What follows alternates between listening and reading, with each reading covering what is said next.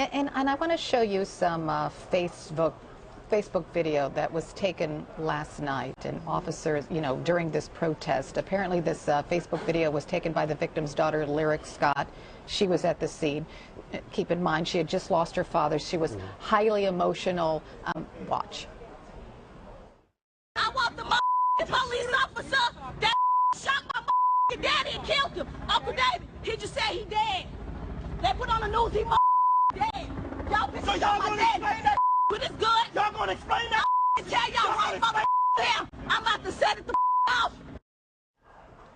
So Art, I just want to ask you this question as a police officer on the scene. I'm not sure if they knew that this was the daughter of the victim, but how does that affect the work of police during a protest? It affects everything. I mean, again, peaceful protests are what we want. I mean, that's what this country is based on. I think what happens is you got a lot of individuals in the community that co-opt these types of these peaceful protests, and then you have exactly what occurred last night in Charlotte. It's a shame. It's a horrible thing to watch all the way around. I'm sitting here and it's affecting me. I feel for the family. I feel for everybody in this particular case, and unfortunately, these investigations are very complicated and they take a long time. Adam, I understand you were there on the scene. You left to go file your story for your magazine. Tell us a little bit about what's happening right now. Yeah, it's sort of died down a little bit, Christine, over really the last hour. There are some small pockets of protesters that are still moving around the area, not far from where the shooting happened. But really the intensity of the evening has died down, at least for the moment. Certainly the mayor is calling for calm, but I think a lot of folks and certainly a lot of people who were there earlier this evening are expecting another wave of protests at some point during the day today. What we saw earlier, though, there was a large group of demonstrators, I would say several hundred people, who had come out to the street in front of the apartment complex where the shooting had happened. And they were protesting. It started out as a peaceful protest.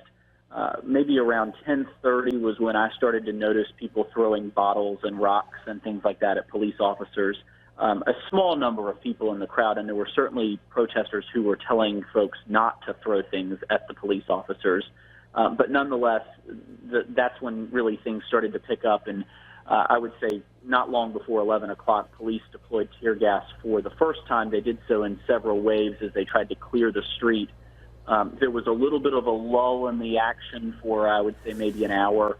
And then a little bit after midnight, the group kind of got back together. They re-engaged with police. And then I would say maybe 1:30, 1:45 this morning was when the group of protesters actually walked out onto Interstate 85, one of the major interstates that runs through the city of Charlotte, and blocked traffic there. And then that's when some of the looting that you mentioned earlier started to happen. Yeah, and we also understand, I was seeing local reports that a Walmart there, that some of the protesters ended up in a Walmart there, and there was some looting there as well. I mean, we're looking at pictures now from overnight of some smashed cars. You said the protesters numbered several hundred at one point. Police are telling us about a dozen officers were injured by the rocks and bottles thrown at them. Did you see or hear of any injuries among the protesters? Yeah, we've heard from the local EMS agency that they transported 7 people from the crowd, whether they were protesters or bystanders, I don't know, but they were 7 people were transported to area hospitals with what we're hearing is minor injuries. Medics also treated a number of people on the scene. Certainly there were people dealing with the effects of the tear gas.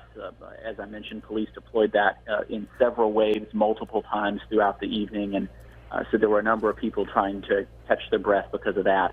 But I didn't notice any serious injuries to protesters or police, although we did hear of people getting hit with some of the flying objects.